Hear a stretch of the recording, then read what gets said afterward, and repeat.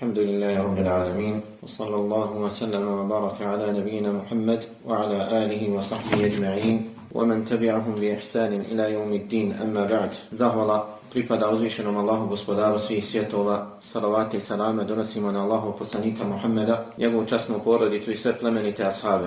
Nastavljamo uz Allahu subhanahu wa ta'ala pomoć i dozvolu sa druženjem uz djelo Thalathatul usuli wa adilletuha, 3 osnovna temelja od imama Muhammeda ibn Abdul Wahhaba rahimahullah. U prethodnim predavanjima započeli smo sa uvodnom poslanicom koju je šejh spomenuo, koja je poznatija kao poslanica 4 pitanja, koju je šejh rahimahullahu ta'ala započeo sa riječima: I'lam rahimakallah annahu yajibu alayna ta'allumu 4 masail. Znaj, Allah ti se smilovao da je vađib svakom od nas, da nam je vađib, obaveza naučiti 4 pitanja. Prvo, al-ilmu, wa huwa ma'rifatu Allahi wa ma'rifatu rasulihi wa ma'rifatu dini l-islami bil adilla. Prvo pitanje koje smo dužni naučiti je znanje, a to je spoznaja Allaha i spoznaja njegovog poslanika sallallahu alejhi ve sellem i spoznaja vjere Islama sa dokazima. Drugo pitanje je rad po tome što smo naučili. Ono što smo naučili od znanja o Allahu subhanahu wa ta'ala, njegovom poslaniku i njegovoj vjeri, dužni smo to primijeniti u praksi.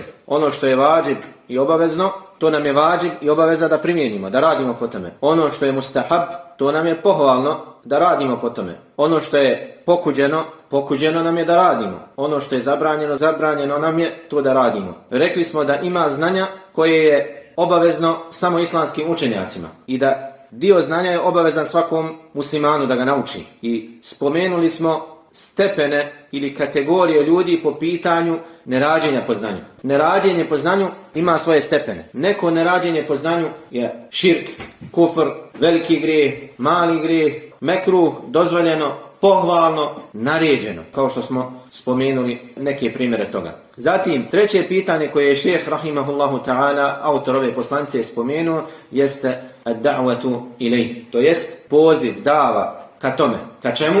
Ka učenju znanja i radu po znanju. Onaj ko nauči znanje i radi po njemu, nije mu dozvoljeno da to drži samo za sebe, nego mora da prenosi i drugima, shodno svojim mogućnostima. Jer kaže poslanik sallallahu alejhi ve sellem, hadithu koji su zabilježili Buhari i Muslim od Enesa ibn Malika radijallahu anhu: La yu'minu ahadukum hatta yuhibba li akhihi ma yuhibbu li nafsihi. Niko od vas neće vjerovati. Ovdje se misli na potpuni iman.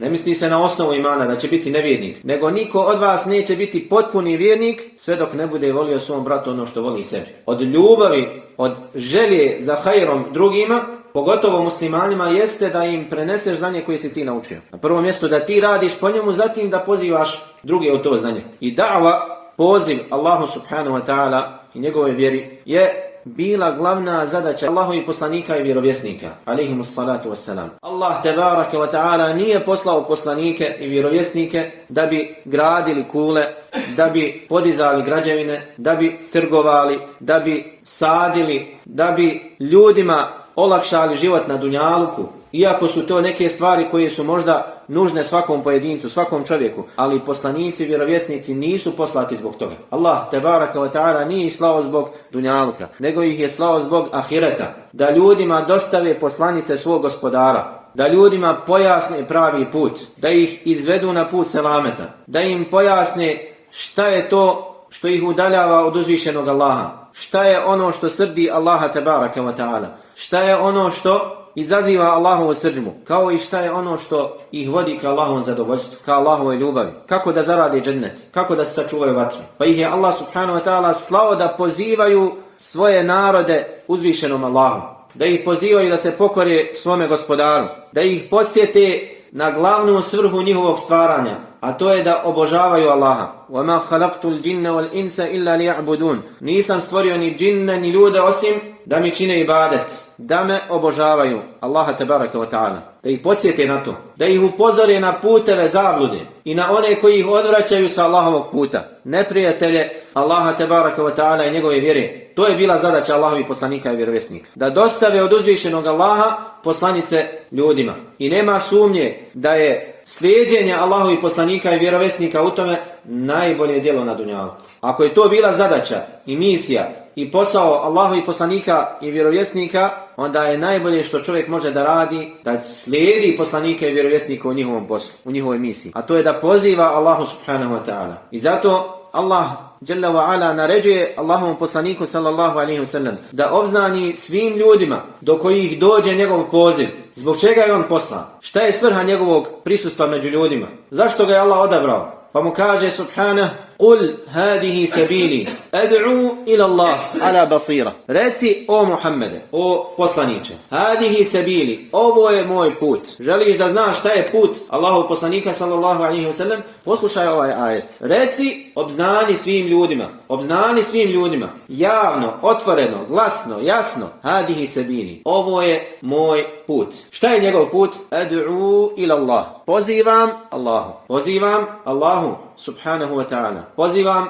da se Allah obožava, da se Allah veliča, da se Allah slavi, da mu se ne pripisuje iko ravnim, da se o Allahu ne govori ono što se ne zna, da se Allah ne opisuje svojstvima manjkavosti, da se Allahu ne pripisuje supruga, niti dijete, na'udhu billah, da se u Allahovu vjeru ne uvode propisi koji nisu od nje, da se radi po Allahovoj vjeri, da se slijede njegovi poslanici i vjerovjesnici. Ad'u ila Allah.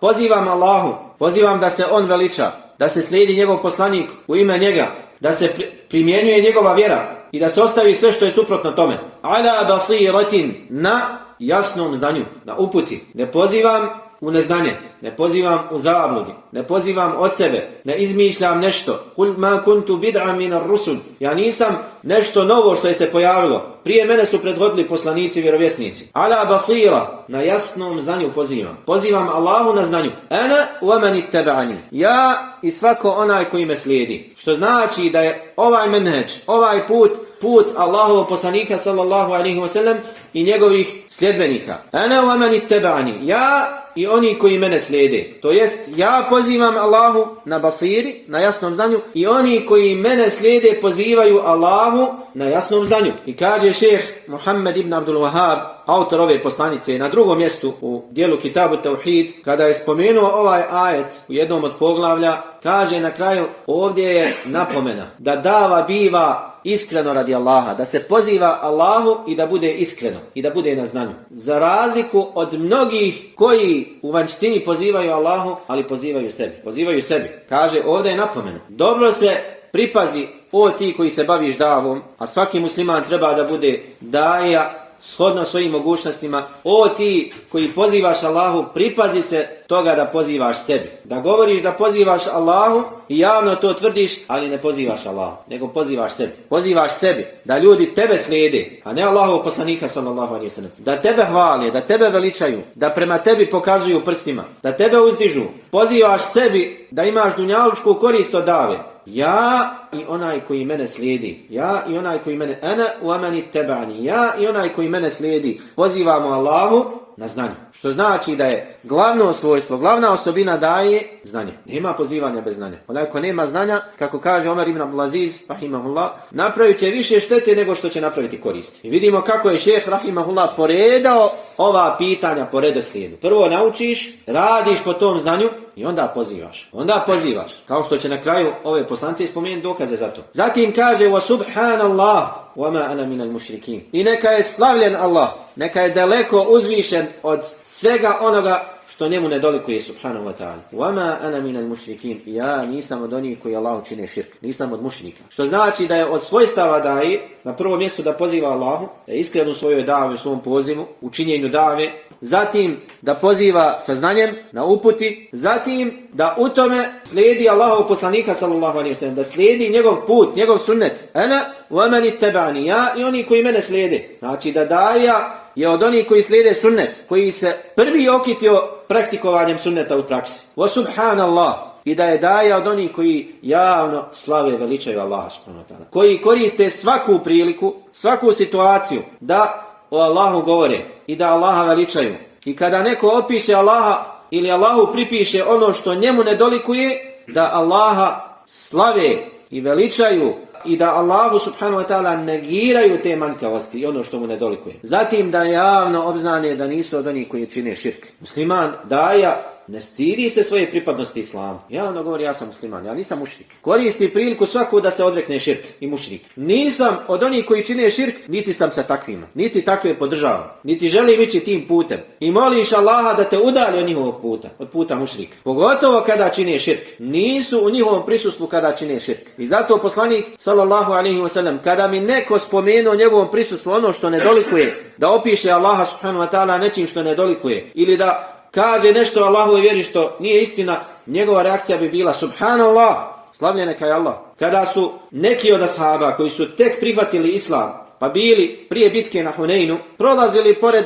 drveta na kojeg su mušljici kačali svoje oružje, tražeći bereketa u tom drvetu. Sujevjerje pagansko. Pa prolaze pored tog drveta i kažu poslaniku sallallahu alejhi ve sellem: o Allahu poslaniče, daj i nama jedno drvo za koje ćemo kačati svoje oružje, ne bi Allah nama dao bereketa u tome. Šta je rekao poslanik sallallahu alejhi ve sellem? Subhanallah, rekli ste tako mi Allaha isto ono što su rekli Israelčani Musa alejhi selam. Iđ'al lana ilahan kama lahum alih. Daj nama nekog Boga kao što oni imaju Boga. Innaha sunan, zaista su to sunneti, običaji prijašnjih naroda. La tattabi'anna sanana man kana qablakum. Zaista ćete slijediti običaje naroda prije vas. Kada bi ušli u rupu od guštera, i vi bi za njima ušli u nju. Ne misli se na sve pripadnike ovog umeta, nego među sljedbenicima umeta bit će i takvi koji će slijediti kršćane i židove. Dakle, to su svojstva daje. I to je put Allahov poslanika sallallahu alejhi ve sellem. Njegov put, njegova zadaća, njegov život kojeg je proveo na dunjalu od kako mu je Allah objavio Iqra, sve do njegove smrti, sve dok nije izgovorio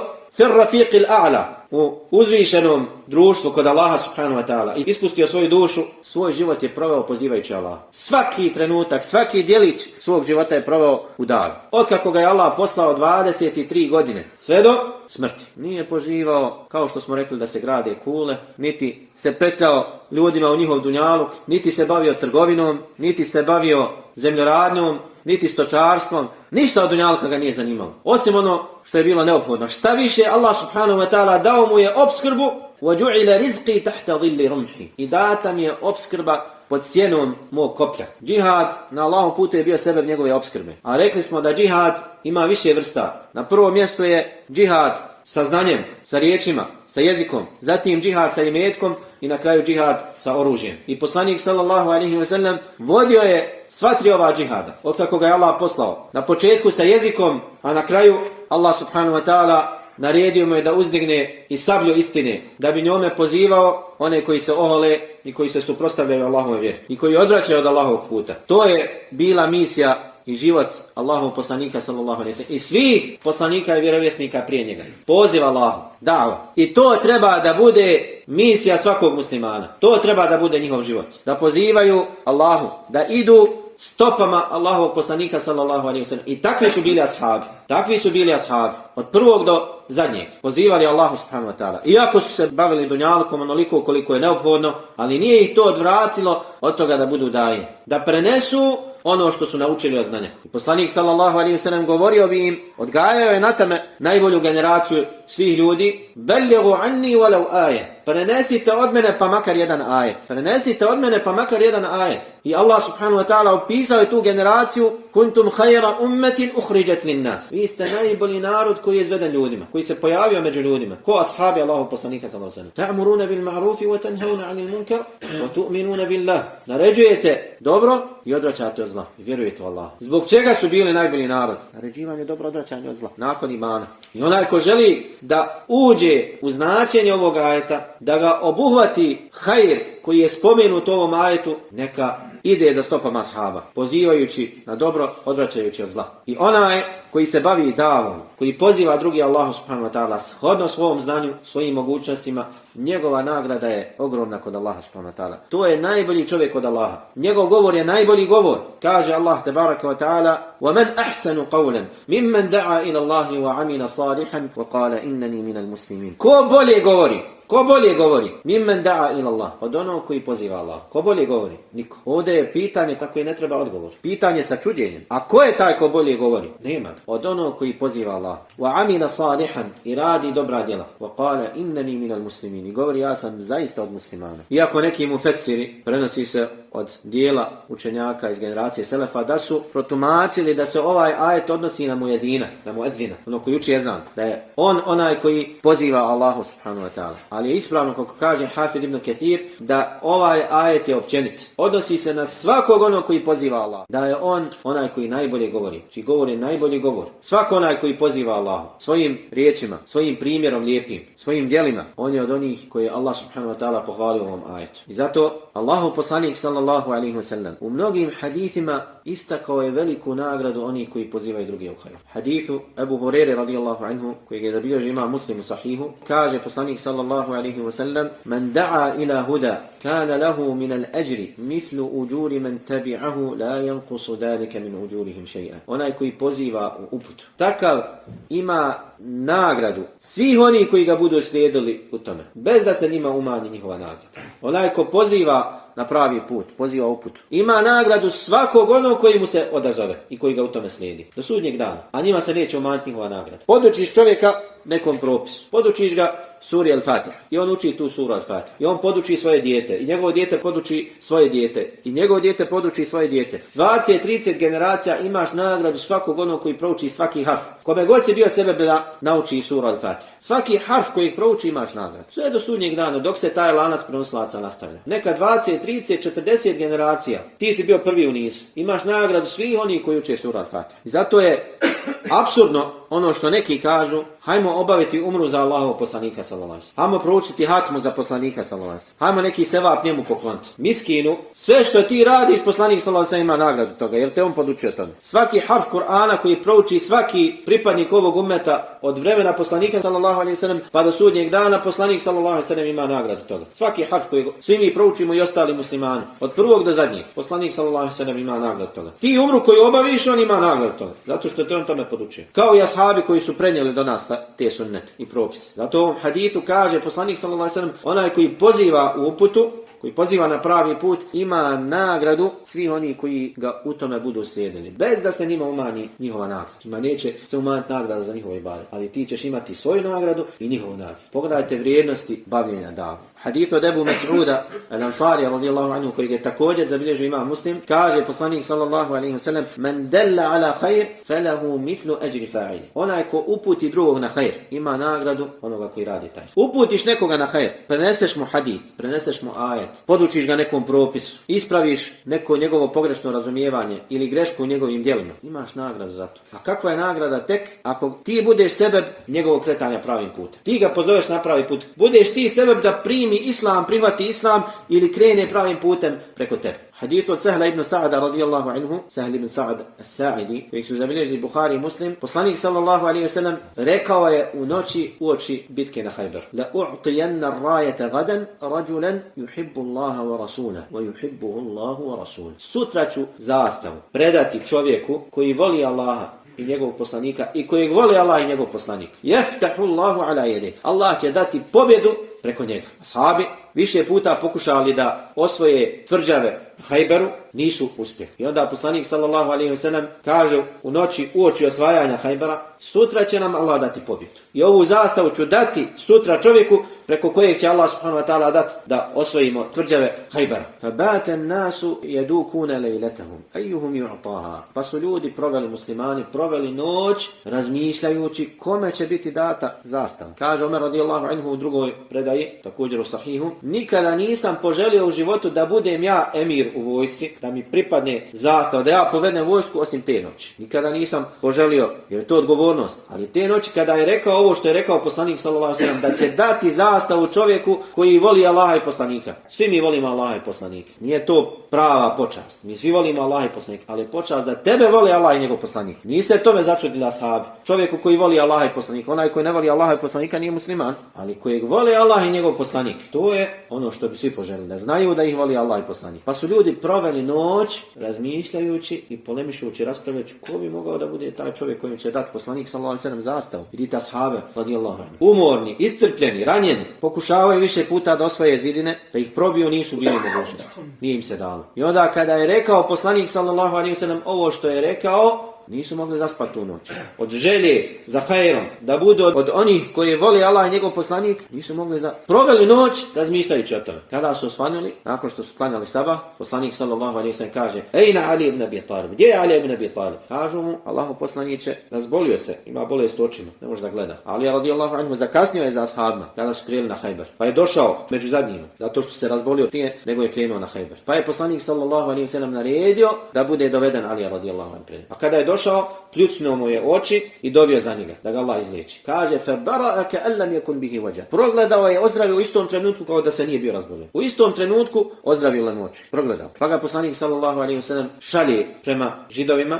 koji su se smjestili u ovim utvrdama na brdu i kaže mu: "Unfud ala rislik hatta tanzila bi sahatihim." Kaže: "Kreni polako prema njima sve dok ne dođeš do njihovih utvrda. Thumma ad'uhum ila al-islam." Zatim ih pozovi islamu, pozovi da prihvate islam, pozovi Allah. Thumma ad'uhum ila al-islam wa akhbirhum bima yajibu alayhim min haqqi Allah ta'ala fih. I obavijesti ih šta su dužni da rade ako prihvate islam. Šta im je obaveza? Pozovi ih u islam prije nego što ih napadneš. Prije nego što krenete u borbu, ponudi im islam, pozovi ih. I obavijesti ih šta su njihove obaveze u islamu. Šta ih slijedi, šta ih sljeduje od prava i obaveza. Šta je za njih, a šta je protiv njih. Šta su obavezni, a šta ih sljeduje kao nagrada. Zatim mu kaže poslanik sallallahu alejhi ve sellem: "Fa wallahi la an yahdi Allahu bika rajulan wahidan khairun laka min humrin nar." Jer tako mi Allah, da Allah putem tebe uputi jednog čovjeka, to ti je bolje od crvenih deva. To ti je bolje od skupocjenih crvenih deva. Obraća se Ali radijallahu. Pozovi ih u islam, jer tako mi Allaha, da Allah putem tebe, tvojim sebebom uputi jednog čovjeka, to ti je bolje od najvećeg bogatstva. Jer crvene deve, Arapi kada bi željeli da navedu primjer nečega skupocijenog i vrijednog, spominjali bi crvene deve. To je u današnje vrijeme kao da kažeš to ti je bolje od Mercedesa, bolje ti od dunjaluka. Deva danas zna nekada da dostigne vrijednost od miliona maraka. Jedna deva, skupocijena deva, pa ima lijep izgled, lijepu boju. Nekada zna da dostigne njena cijena milion maraka. Zamisli da imaš stado takvih deva, dolinu punu takvih deva. Da jednog čovjeka Allah tvojim sebama uputi, bolje ti od svega toga. Od čitavog dunjaluka, banke da ti dadnu, stada ovaca, deva, salone, auta, Mercedesa, sva bogatstva dunjaluka da ti dadnu ne može se porediti sa nagradom da budeš sebebom upute jednog čovjeka. Samo jednog čovjeka. A šta reći za onog putem kojeg stotine ljudi uđu u islam? Kakvu li on ima nagradu kod uzvišenog Allaha?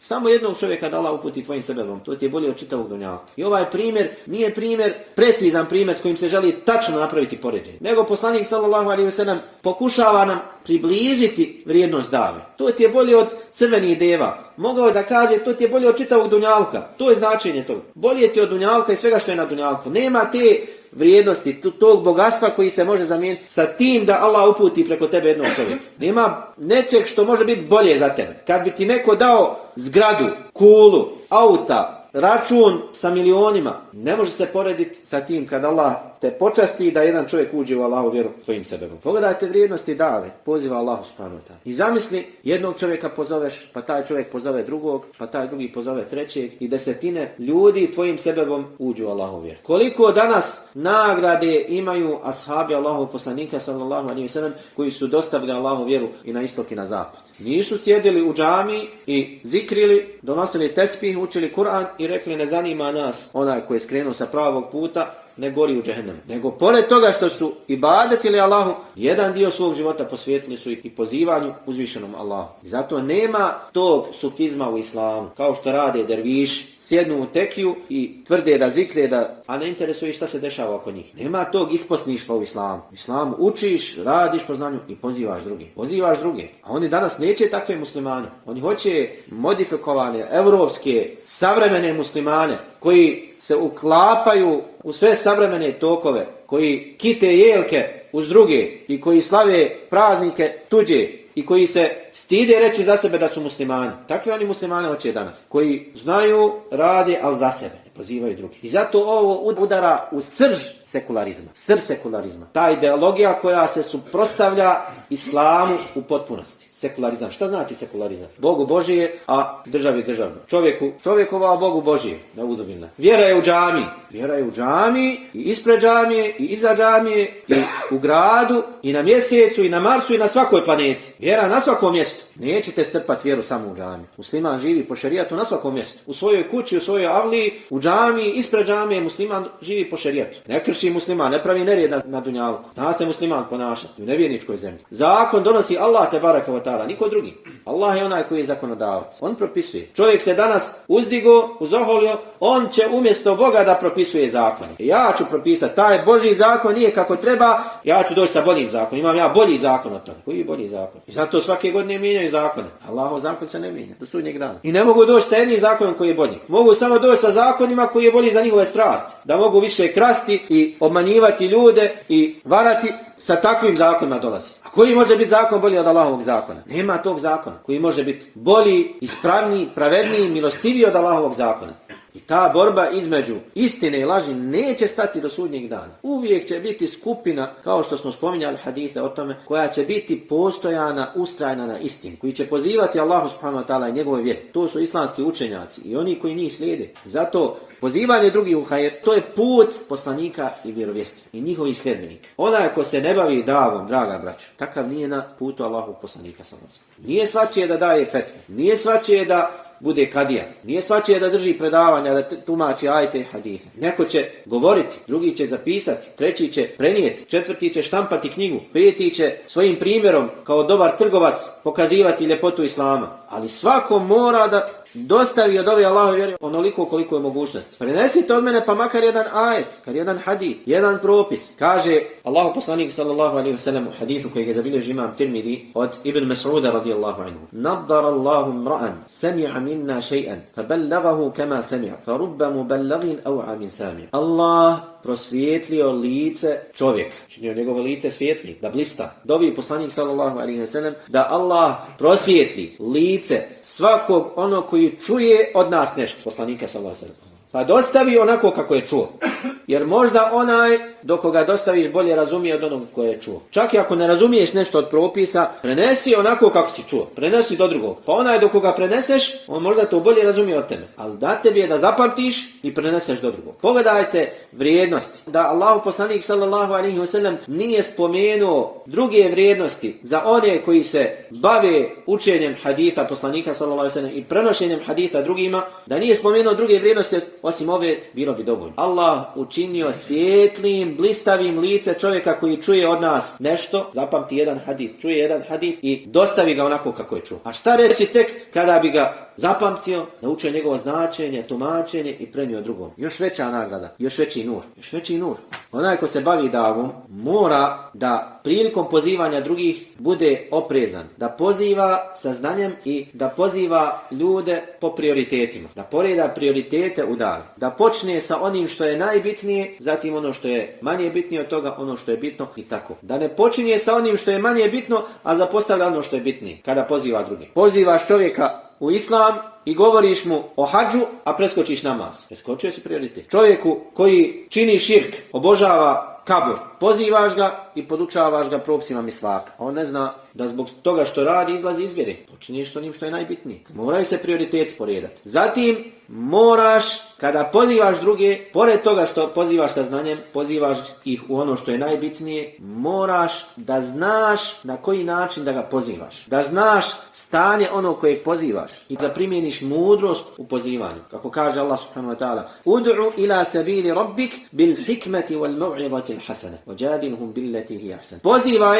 na put svoga gospodara uz mudrost. Uz mudrost. Šta je mudrost ovdje u ovom ajetu, kako kaže imam Taberi, to je Kur'an i sunnet. Pozivaš ljude u Kur'an i sunnet. Jer je to mudrost. Nema veće mudrosti od Kur'ana i sunneta. Mudrost je Kur'an i sunnet. Allah je opisao Kur'an i sunnet u više ajeta kao mudrost. Pozivaj na put svoga gospodara sa mudrošću. Wal mau'izatil hasana, i sa lijepim vazom, sa lijepim savjetom. Wajadiluhum billati hi ahsan, i raspravljaj sa njima na najljepši način. Znači pozivaš uz Kur'an i sunnet. Lijep savjet. A ako postoji potreba, ako se ukaže potreba da moraš raspravljati, onaj koga pozivaš odbija da prihvati. Ne prihvata Kur'an, sunnet. Ne koristi mu lijep govor, savjet, vaz, predavanje. Onda ako imaš potrebu sa njim da raspravljaš, billati hi ahsan, na najljepši način. Nemoj biti grub dok pozivaš da ljude otjeraš od Allahove vjere. Nego billati hi ahsan. Allah subhanahu wa ta'ala kaže po pitanju kršćana i židova: "Wala tujadilu ahlal kitabi illa billati hi ahsan." Nemojte raspravljati, polemisati sa ahlu kitabijama, sa kršćanima i židova,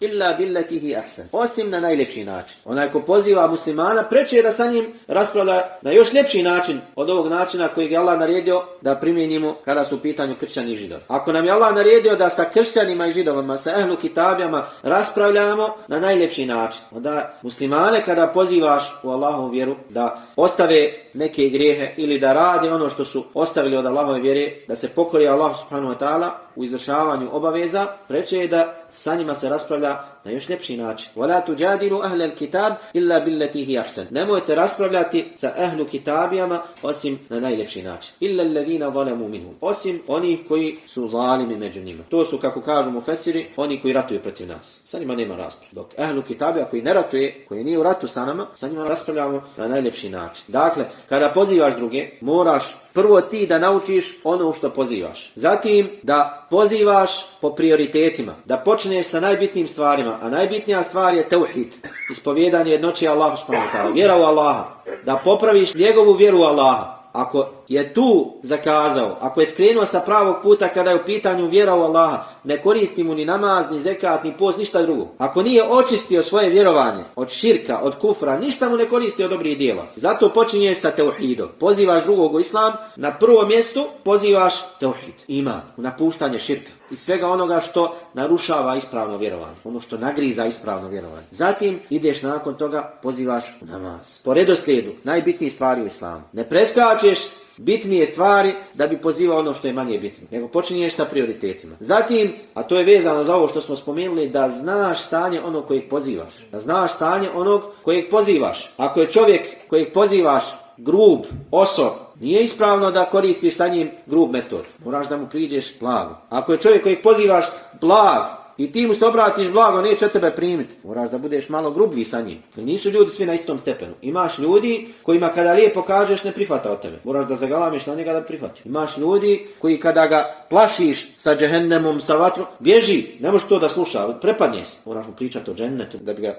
približio islamu. Imaš ljudi ako bi mu spomenuo neki propis, ne bi nikad prihvatio islam. Zato odložiš taj propis za kasnije, nego počneš sa bitnim stvarima. Zato kako kaže Ajša radijallahu anha, Allah je objavio ili spustio je zabranu pijenja alkohola postepeno. Jedan po jedan ajet polako pripremao uzvišeni Allah subhanahu wa ta'ala ashabe za ajet u kojem je zabranio pijenje alkohola. Kaže Ajša radijallahu anha da je Allah odmah zabranio, da je spustio zabranu pijenja alkohola, ne bi ga niko ostavio. Ne bi ga niko ostavio. Ali kada je postepeno dolazila zabrana alkohola i iman se nastanio u srcima ashaba, kada je došla zabrana, kada je Allah subhanahu wa ta'ala rekao fečtenibu, napustite ga, klonite ga se, rijeke alkohola su tekle Medinu. Polupali posude, prosuli alkohol na sve strane. Nije niko ostao da je pio alkohol. Zbog čega kada se primjeni metoda u davi koja je ispravna. Allah subhanahu wa ta'ala uči nas kroz Kur'an tome. Zato u predaj koju je zabilježio imam Buhari od Alije radijallahu anhu, da je rekao on Alija, Hadithu nase bima yaqilun. Ljudima govorite ono što može njihov razum da pojmi, ono što razumiju. Aturiduna an yukazzibu Allaha wa rasulahu. Jeli želite da Allaha i njegovog poslanika u laž otjeraju? Predaj vjerodostojno bilježi imam Buhari. Ljudima govorite ono što njihov razum može da pojmi. Nemoj čovjeku koji je tek ušao u islam govorite ono što njegov razum ne može da pojmi. Da negiraju sve od islama zato što si ti pogriješio u svojim metodama. Predaj koju je zabilježio ima Muslim u uvodu svog sahiha od Ibn Mas'uda radijallahu anhu da je rekao: Ma anta bi muhaddithin qawman hadithan la tabluguhu uquluhum illa kana fitnatan li ba'dihim. Ti nećeš govoriti neki govor narodu, skupini, čiji razum ne može to da dokući, a da neće nekima među njima biti fitna. Kada govoriš ljudima ono što njihov razum ne može da pojmi, ne može da dokući, sigurno će nekima od njih to biti fitna, iskušenje. I od toga je mnogo rasprava koje se danas vode po društvenim mrežama ulaze u značenje ovih predaja. Pred običnim narodom, čiji razum nije na stepenu da mogu pojmiti mnoga razilaženja u islamu, potenciraju se pitanja kojih većina onih koji to čitaju nisu dorasli. I onda to bude sebeb da mnogi se udalje od Allahove vjere kada vide čime se bave muslimani i o čemu govore. Zato onaj ko želi da se bavi davom, ako koristi društvene mreže, mora dobro da se pripazi. Šta će tu govoriti i o čemu će govoriti i kojih pitanja će se doticati. Jer tvoj govor čitaju i oni koji to razumiju i oni koji to ne razumiju. Rekli smo, svako od nas je dužan da bude daja u svom segmentu. Onoliko koliko njegove sposobnosti to dopuštaju, shodno svojim mogućnostima. Ali kada je u pitanju prenošenje vjere, znanje, primijeni to, pa onda pozivaj. Nemoj preskakati ako hoćeš da ti Allah dadne bereketa u tvojoj davi, u tvom pozivu. Molim Allaha subhanahu wa ta'ala da nas učini od onih koji pozivaju uzvišenom Allahu na znanju i jasnoj uputi i molimo ga subhanahu wa ta'ala da oprosti naše grijehe, da nam se smiluje i uvede nas u džennet. Allah najbolje zna. Salavati i salame donosimo na Allahu poslanika Muhammeda, njegovu časnu porodicu i sve plemenite ashabe.